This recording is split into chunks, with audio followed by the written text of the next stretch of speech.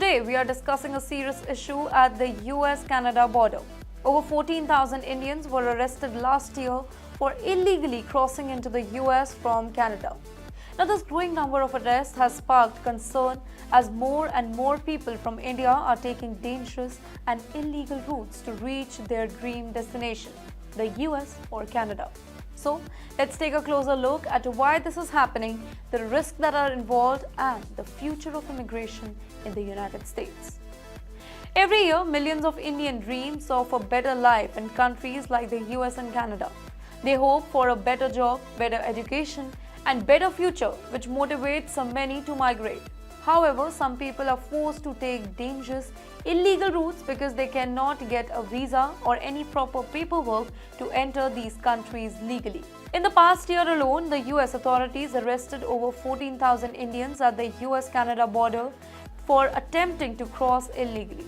And that's a huge number, as it shows just how serious this issue has become these days. Many of these migrants have paid up to $1 lakh to the smugglers to help them cross, and sometimes selling their land or taking out loans just to fund their journeys. Now, most of these migrants come from areas like Punjab and Gujarat, two states in India. Many of them are trying to escape tough economic conditions like unemployment or low wages. With that, there is also political tension back home. They are looking for a better future in the US, where they hope to find jobs mostly in the informal economy, such as in construction, restaurants, or any factories. Punjab and Gujarat are the two biggest regions where these migrants come from. Now, in these areas, there are a lot of pressure to move abroad for a better life, and many people are willing to take huge risks to escape poverty or seek opportunity. It's not uncommon for people to sell their land and borrow money from their relatives to pay the smugglers. But this decision can be really dangerous and often end up into tragedy. One of the biggest dangers is the route itself. Migrants often take highly dangerous paths to cross the border. For example, let me tell you, back in 2022, a family of 4, including 2 young children, tragically lost their lives while trying to cross the US-Canada border illegally. They froze to death in extreme cold conditions just a few meters away from safety. Now, it's just one example. Imagine how risky these journeys can be. Sadly, such incidents are not actually rare. The US-Canada border, specifically in places like Manitoba, is known for its harsh winter conditions. These routes are incredibly dangerous, and many migrants face extreme cold, lack of food, and long walks without proper gear. Now, with Donald Trump returning to the power, things may change. Trump is known for his strict immigration policies, and it's expected that the number of arrests and deportations will rise. The new government has vowed to remove millions of immigrants that are living in the United States illegally, which means that more people will be sent back home, often facing serious consequences for attempting to enter illegally. Under these new policies, the US authorities are increasing enforcement, which could make it even harder for people to enter the country illegally. This means many Indians who are already facing tough conditions may find themselves deported or trapped in even worse situations. So, what does this mean for people who are still dreaming of a better life in the US or Canada? Should the government make it easier for migrants to enter legally? What do you think about these risks that are involved in illegal immigration? We want to hear your thoughts. So, as we look ahead, the question remains the same. What reforms or changes are needed to reduce the risk for people trying to migrate legally? Will strict immigration policies make things safer, or will they push people further into dangerous situations? These questions only time will tell, but stay tuned for more updates as we continue to follow this story closely. And Brazil's financial markets face significant turmoil as its currency drops to a record low. The country's benchmark stocks index also suffered its steepest decline in early 2023. These sharp movements followed Finance Minister Fernando Haddad's announcement of a $12 billion spending cut proposal through 2026. The plan includes measures like capping high public sector salaries, limiting minimum wage growth, and imposing higher taxes on earnings above 50,000 reais monthly. However, investors remain unconvinced, citing the country's growing budget deficit as rising inflation expectations. Brazil's fiscal challenges are worsening as President Lula's administration grapples with growing public spending. Since taking office in 2023, Lula has prioritized boosting social programs, but recent disasters, ranging from floods to a record drought, have added pressure to public finances. The delayed spending cuts plan disappointed markets, and analysts argue that these measures are insufficient to address fiscal concerns. Traders are betting on higher interest rates to combat inflation, adding strain on the economy.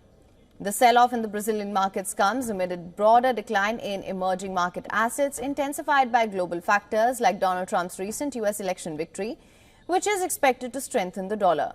However, Brazil has stood out, with the real down 19% year-to-date, the largest decline among major currencies.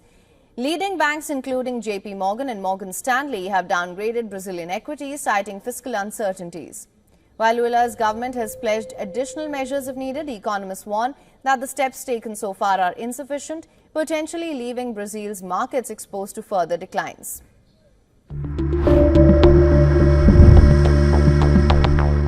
South Korea faced its worst November snowstorm in over 50 years on Wednesday, bringing life to a standstill across large parts of the country. The capital, Seoul, was blanketed with up to 20 centimeters of snow, marking its heaviest November snowfall since 1972. According to Reuters, at least 2 people were reportedly killed in traffic accidents on highways east of the capital, while falling debris from buildings and construction sites due to strong winds injured some pedestrians in Seoul, media reports said. The storm, which affected central, eastern and southwestern regions, caused severe travel disruptions. At least 220 flights were delayed or cancelled. 90 ferries were grounded and hundreds of hiking trails were closed. The heavy snow also led to a tragic 5-vehicle accident in Hongcheon, killing 1 person and injuring 4 others. With snow accumulations reaching up to 23 centimeters in some areas, authorities are bracing for further disruptions as the weather agency predicts snowfall will continue through Thursday. This historic storm has left South Korea grappling with icy conditions and widespread chaos. Daniel Aponsa comes from a long line of cocoa farmers. So we have lived on cocoa money till now. But in recent years, the 66-year-old says cultivating the crop is getting harder. The climate change started to come in. Things became different. Why? It was like hell for cocoa farmers. The yield dropped, reduced drastically, and poverty was everywhere. Ghana is the world's second largest cocoa producer. Here, farmers say erratic rain is leading to crop rot, and rampant deforestation is causing dramatic water loss in the soil.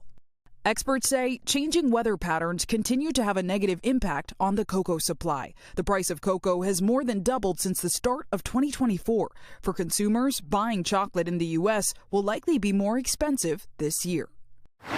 To adapt, farmers like Daniel and Ataifsi are teaming up with nonprofit Fair Trade to learn new climate-forward ways to farm, like using fruit-bearing trees to provide moisture and shade to the cocoa crop from excessive heat. Because there is no protection for the cocoa. But if you see this one, this cocoa. Oh, it's protected by this. And this is plantain. This is plantain. Ifsi sharing that training with other farmers in her community. Today, experts are hopeful a better fall weather forecast and sustainable farming practices will help the cocoa supply rebound this season. While Aponsa credits cocoa and the new farming techniques for his livelihood, he believes more must be done to mitigate climate change. The hope for a future depends on all of us. We, the cocoa farmers, are the foundation. We have the buyers there. We have these chocolate manufacturers. So let's all come together and see the way forward.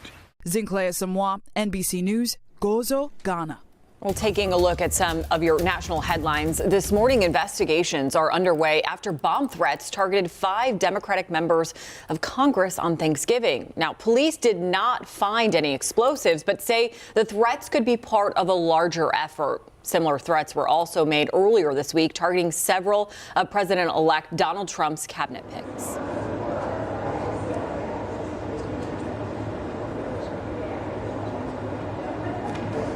Canada and Mexico that the president-elect was talking about?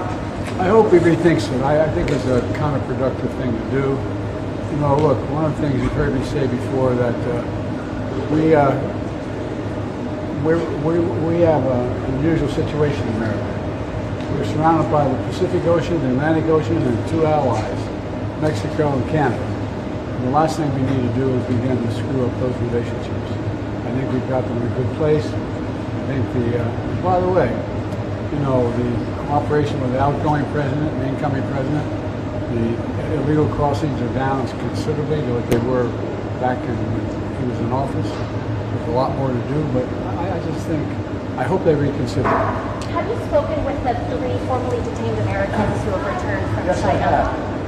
I spoke with all 3 of them. You know, one was there only 3 years, but he was for a life sentence. Other one was there for, I think it was a total of 20-some years. Anyway, they're long stays. And I'm really happy they're home. I got to talk to them all when they landed in Alaska. They're reunited with their families, and it's I'm very happy to be able to get it done.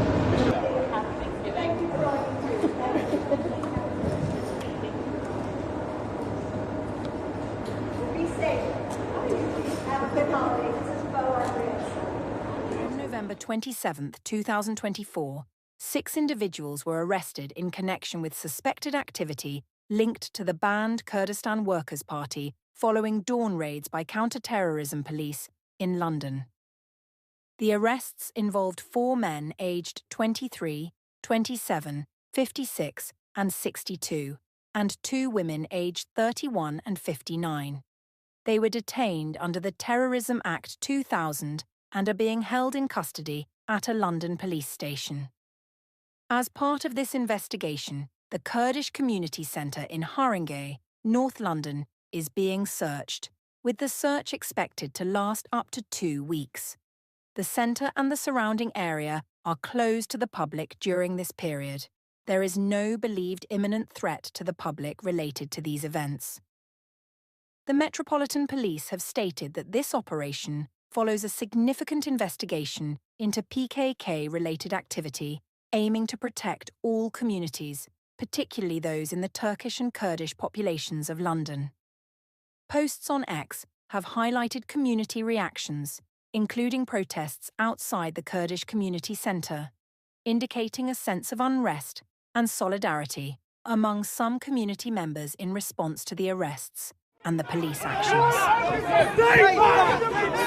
Kurdish Community Centre on the right. Why? On the terrorism. Let's make it up! Let's make it go!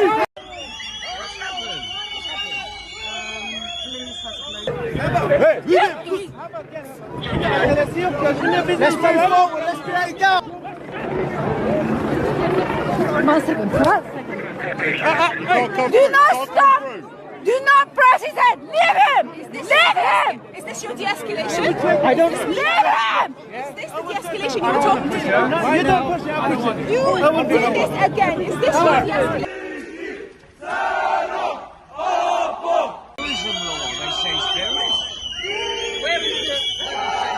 On the right here. Look, he can't get breathe. He can't get breathe. For a second to look. How can you breathe? We've got safety officers at the head. Yeah, have you. This seems like another Chris Carter issue. This is what this seems like. This seems like another one.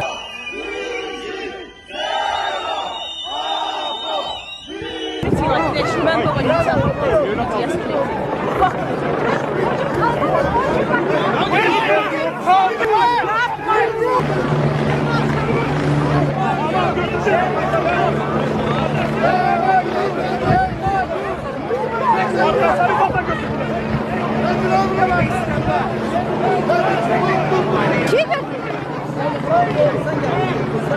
Kenarlarında duracağınıza bu tarafa gelin Allah aşkına ya. Ya da bu tarafa gelin ya. Biraz kendinizi öne koyun. Ne olacak ya?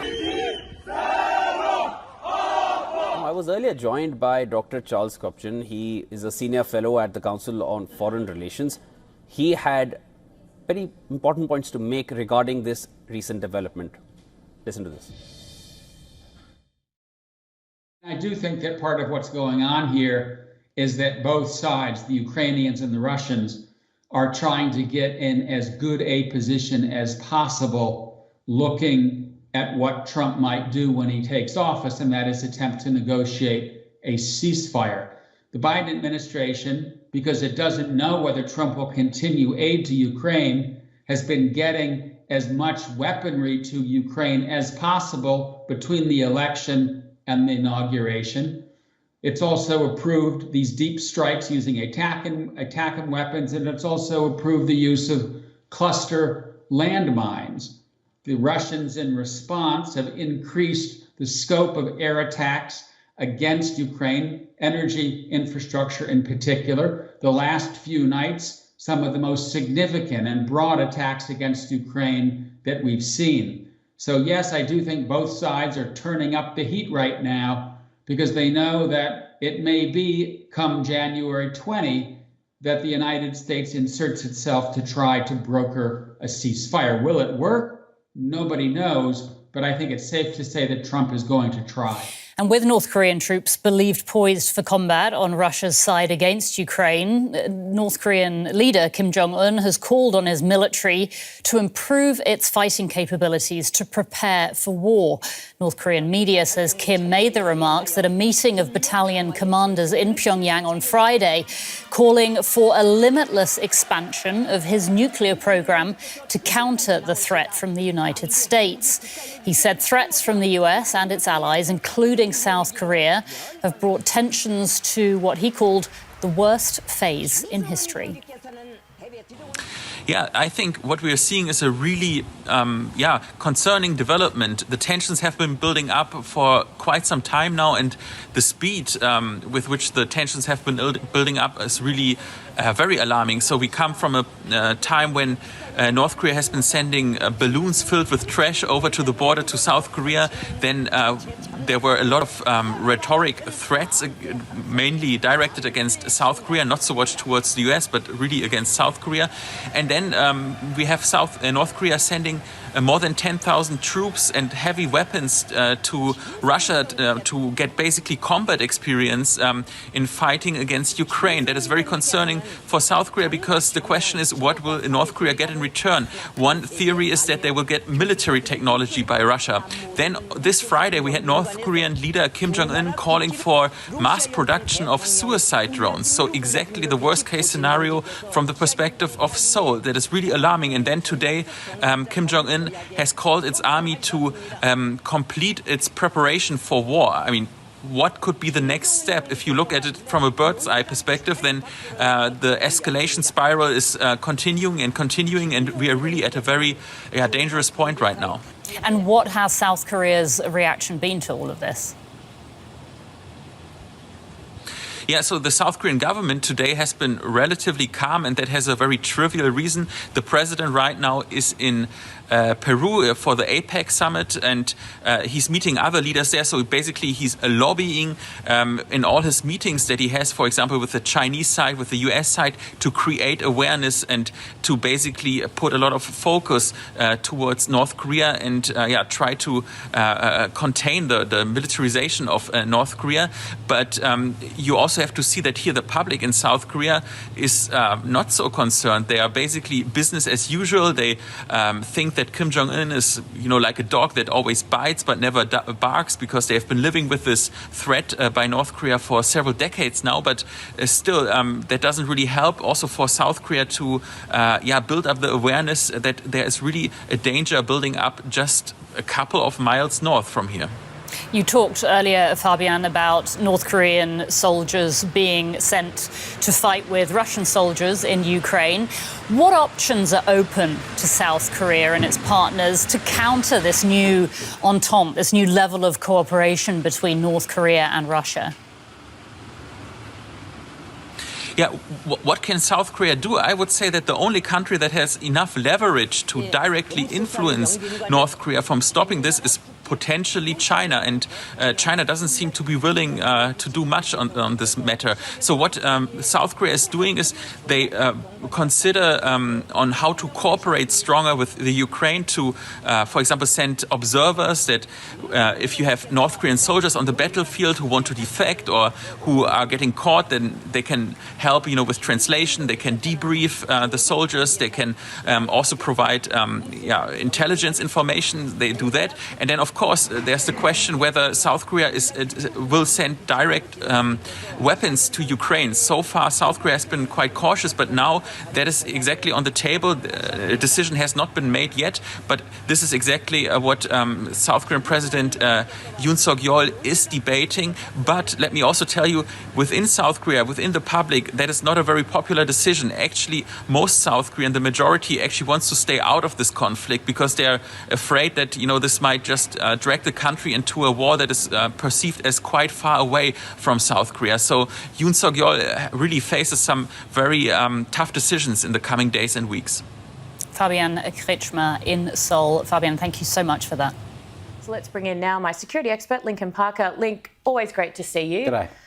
What are your thoughts? I mean, the sooner the better. The sooner the better. It should never have been sold to a Chinese Communist Party-linked company in the first place, particularly given its strategic location, the fact that the ADF is very heavily situated up there, and now over the last number of years, United States Marine Corps is there on a rotational basis every single year. So the sooner this happens, the better. And Prime Minister Albanese should kick the bucket and put some money in and help the Northern Territory government to take back control of the Port of Darwin. But unfortunately, he is the most pro-Chinese Communist Party Prime Minister that we've had since Gough Whitlam, and it will take guts to do that, and I can't see him doing it. Because you look at the situation we are in now in terms of the threat that exists, and it was a dumb decision to do it when we did it, but now 10 times worse. How much more significant is the threat? Well, we are on the verge of China invading Taiwan and upending the status quo in our region, which will affect Australia greatly and the United States in particular. And, upsetting the Pax Americana that we've had for the last 80 years, which will be huge for Australia. And the Port of Darwin, controlled by a Chinese Communist Party-linked company, is essentially intelligence gathering at its core. And we just cannot have that in a strategic place like Darwin. No, of course not. Speaking of Chinese Communist Party aggression, the Baltic Sea, what's happened? Oh, my goodness. Well, we've seen a very large Chinese commercial vessel called the Yipeng 3 in the Baltic Sea, and it has been suspiciously hovering and loitering over the areas where the undersea data cables and communication cables, which is where all the internet and communications run through between the Baltic countries and the Scandinavian countries. And it's now been found that it dragged its cable along the seabed for 100 miles or 160 kilometres, which broke and severed 2 cables. So this is getting it's certainly an act of sabotage. It's in the grey zone sort of warfare area that China loves to operate in, just short of war. But you could make the argument that it is an act of war. Oh, absolutely. And who's prepared for this?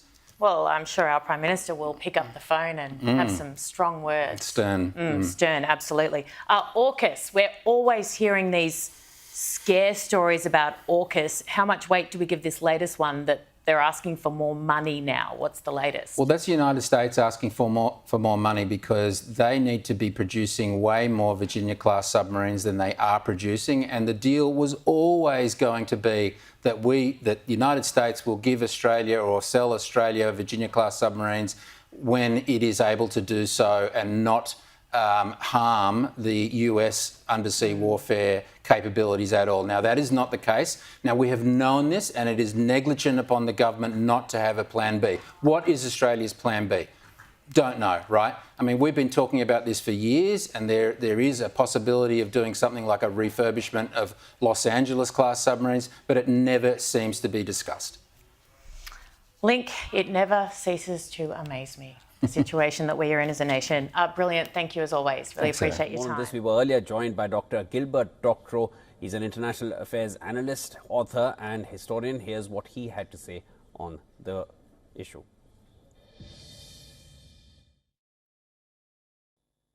I think that Biden's purpose is to hold the line in Ukraine, to prop up the armed forces and the government there till he leaves office, to ensure his legacy. I think he and the people around him know very well that the days of the Kiev regime are numbered. He would prefer, however, if the collapse comes on the watch of Mr. Trump and not on his watch. What he is now supplying to Ukraine and authorizing to use against the interior parts of the Russian Federation are pinpricks. They will not change the balance of the war. They will distract the public from the progress that the Russian army is making daily in beating back the Ukrainian forces, moving the line of confrontation closer to the Dnieper River. So it's a distraction. And as I say, for him, for his pride, it is to shift the blame for the collapse of Ukraine from his administration to the incoming Trump administration.